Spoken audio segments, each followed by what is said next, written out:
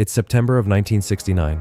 A young American man is walking a street in Montpellier in the south of France. He has already answered to more than one name this year. Behind him is a stolen car and two families in a small Swedish town who trusted him enough to let him into their homes. Ahead of him, though he has no way of knowing it yet, is a French jail cell, a Swedish courtroom, and eventually a deportation flight back to the country he ran from. Decades later, this moment becomes the closing scene of an Academy Award-nominated film. A major studio spends millions recreating it. Tens of millions of people watch it and believe almost everything they see. Almost none of it turns out to hold up. This is the story of Frank Abagnale, not the version he sold to Hollywood and told from stages for 50 years. The version that a small handful of newspaper reporters, prison clerks, and one unusually stubborn independent author spent decades quietly digging out from underneath it.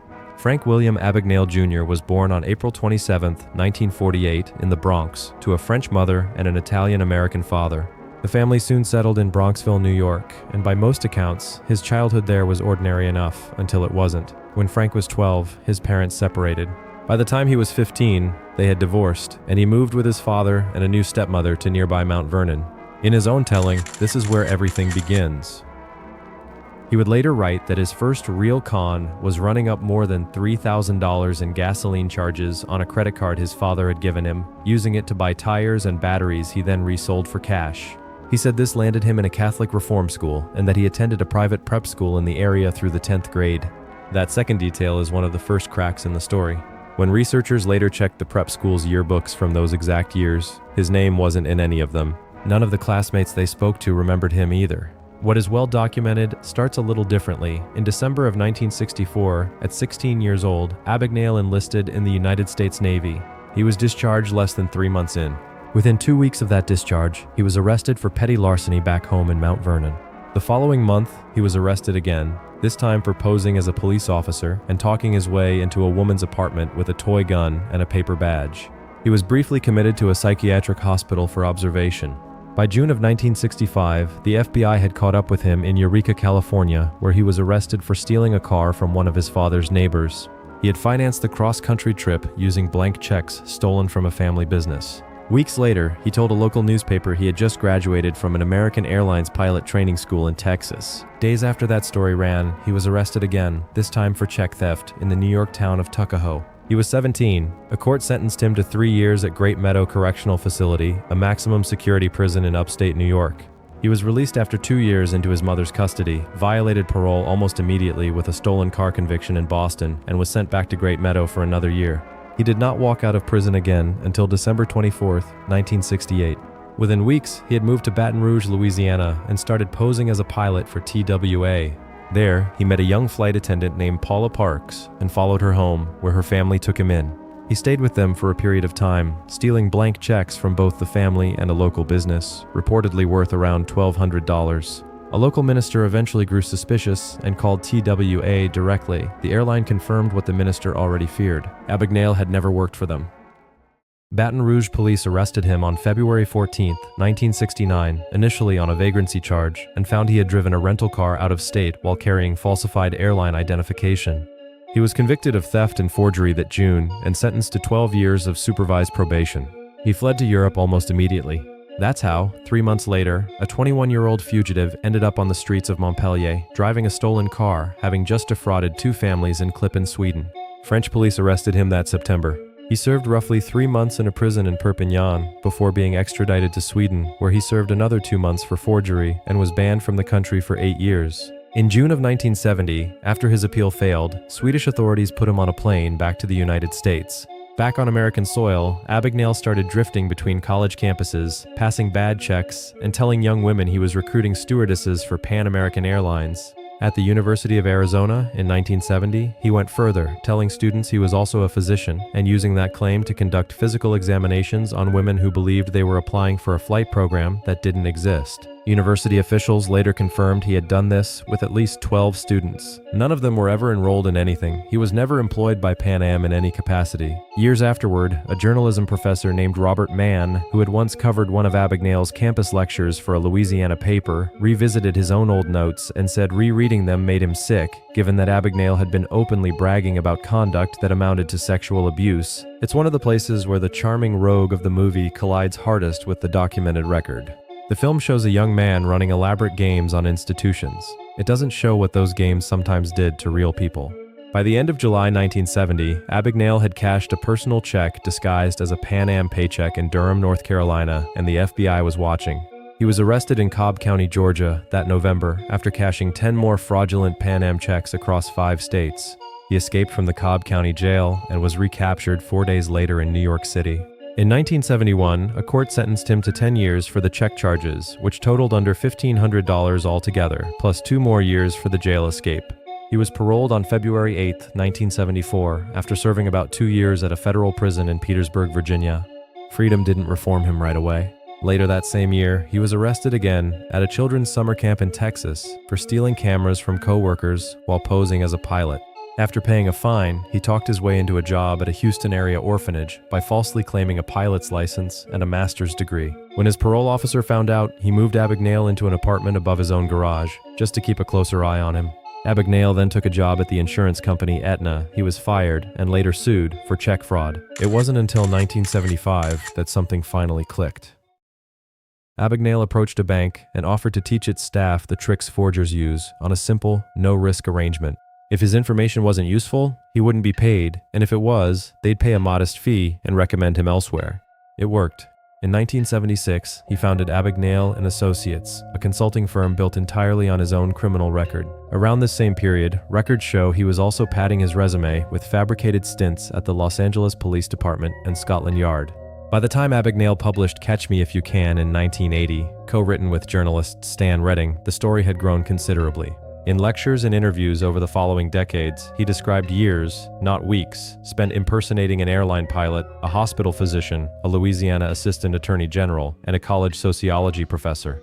He described evading a dedicated FBI manhunt across 26 countries and cashing more than $2.5 million in fraudulent checks, all before he turned 21. Steven Spielberg's 2002 film adaptation made the story unforgettable. Leonardo DiCaprio played Abagnale. Tom Hanks played the FBI agent chasing him, a character named Carl Hanratty who doesn't correspond to any single real agent. He's a fictional composite invented for the screen. Taken together, it was an extraordinary story. It was also, according to journalists who started checking it as early as 1978, almost entirely unsupported by any record anyone could find. The doubts started early, and they started with people whose job was simply to check. In 1978, San Francisco Chronicle journalist Stephen Hall published an investigation into Abagnale's claims.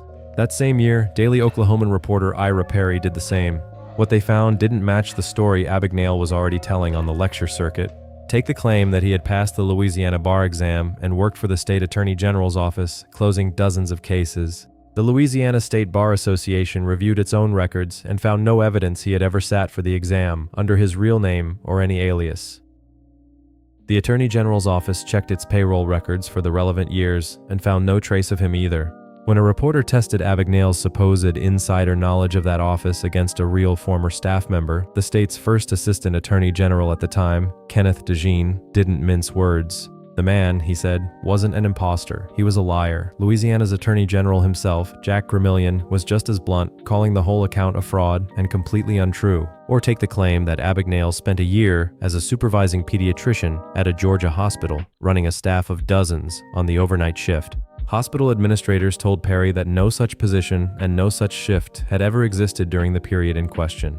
It would later turn out that during the exact year Abagnale claimed to be running that ward, prison records placed him inside Great Meadow Correctional Facility, serving time on an unrelated conviction. Even the claim of teaching sociology at Brigham Young University unraveled under direct questioning. In 2006, a Utah television journalist named Scott Hawes confronted Abagnale on camera with Abagnale's own previously published words. Abagnale first said he couldn't recall the details and tried blaming his memoir's co-author. When Hawes showed him the same claim printed in his own closing credits, Abagnale eventually conceded he might have only been a guest lecturer. And then there was the Bureau itself. Perhaps the most persistent thread running through Abagnale's public story is his claimed relationship with the FBI. Over the years, he told audiences he had been placed on the 10 most wanted list as a teenager, that he'd received a special parole to do undercover work, that he took assignments directly from FBI Director Clarence Kelly, and that he served as an ethics instructor at the FBI Academy in Quantico. By 2014, he was telling crowds he was celebrating 38 years with the Bureau. Some of this collapse is almost immediately under scrutiny. Abagnale has since conceded on his own company's website that he was never on the most wanted list. Retired FBI agent Jerry Williams, a specialist in white-collar crime, has flatly rejected the idea that any parolee would receive assignments straight from the director's own office. That is simply not how the Bureau works, she's explained. When Perry went looking in 1978 for someone who could confirm Abagnale's story from the inside, he discovered that Abagnale's own publicist was directing reporters to a retired agent named Robert Russ Frank, described as a former Atlanta agent familiar with the case. Frank turned out to have led the Bureau's Houston office, not Atlanta, and told Perry he'd never met Abagnale and couldn't verify a single claim. Another retired agent who really had run the Atlanta division during the years in question, Eugene Stewart, had a blunter assessment still, describing Abagnale to Perry as a low-level criminal, nothing more. When the film came out in 2002, an FBI spokesperson did confirm that Abagnale had given occasional lectures at the Academy over the years. That same spokesperson denied the Bureau had ever given him the formal commendations the film's own marketing had claimed. All of this scattered, decades-old skepticism might have stayed scattered if not for a science journalist named Alan Logan. Logan first saw the film in 2002 and couldn't shake the feeling that something about it didn't add up. Years later, he decided to find out for himself. The result, published in 2020, was a book called The Greatest Hoax on Earth. Logan spent years working through prison files, court records, and newspaper archives most people had never thought to pull. His single most damning discovery was almost bureaucratic in its plainness. Using New York State archives, he confirmed that Abagnale, prisoner number 25367, was incarcerated at Great Meadow Correctional Facility from July 26, 1965 until December 24, 1968. That is not a minor detail. That is the exact window during which Abagnale has always claimed to be flying as a pilot, practicing as a doctor, and passing himself off as a lawyer, all across dozens of countries. For most of his most famous story, the man telling it was, provably, sitting in a cell in upstate New York.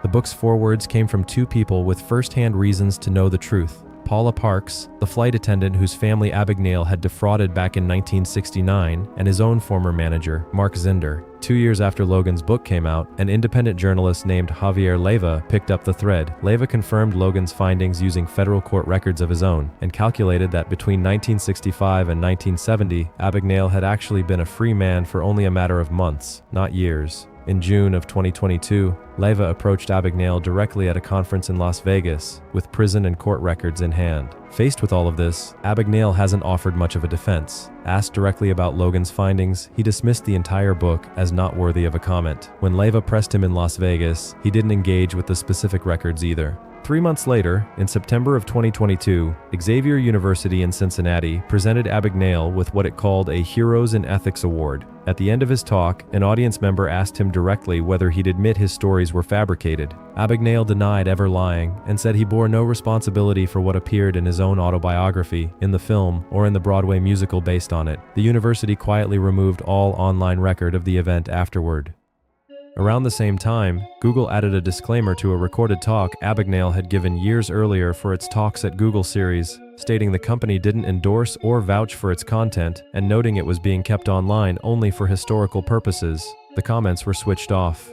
None of it appears to have slowed him down. In his own promotional materials in recent years, Abagnale continues to describe himself using virtually the same claims that reporters were already questioning back in 1978. The pilot, the doctor, the lawyer, the professor, decades of close cooperation with the FBI. Whatever the truth of his younger years, Abagnale built an entire second career on top of the story, disputed or not. He has spoken at security conferences and financial institutions for fees reported between $20,000 and $30,000 a session. The Spielberg film earned strong reviews and real box office numbers, and a Broadway musical adaptation ran for over 100 performances in 2011, earning 4 Tony nominations. For nearly half a century, the character of the brilliant teenage con man who reforms and helps catch other criminals has been useful, both to Abagnale and to the institutions that hired him, because it makes fraud prevention sound thrilling instead of tedious.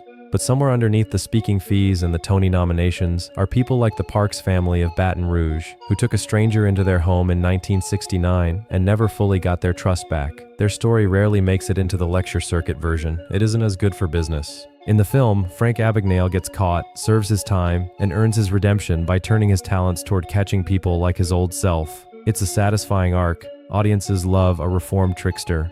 The documented version is messier and in some ways more unsettling. A teenager who spent most of his early 20s behind bars for small, sad crimes against ordinary people built, out of that record, a completely different story, bigger, funnier, more impressive, and far more marketable. He told it so consistently and so confidently for so many decades that it became true in every place that mattered except the actual paper trail. Prison records, court transcripts, payroll files, yearbooks, none of it counted for much against a story that good. Even now, confronted by name with the exact dates he was behind bars, Abagnale has never really recanted. He has simply kept speaking, kept billing, kept being introduced as the world's greatest con man, a title nobody seriously disputes anymore, just not for the reasons his audiences usually think. Maybe that's the real lesson sitting underneath the legend. The forged checks were never the impressive part. Almost anyone with enough nerve and a stolen checkbook could manage that. What Frank Abagnale actually pulled off was rarer and in its own way, more revealing. He told a story people wanted to be true, kept telling it long after it stopped holding up, and got paid for 50 straight years to keep doing it.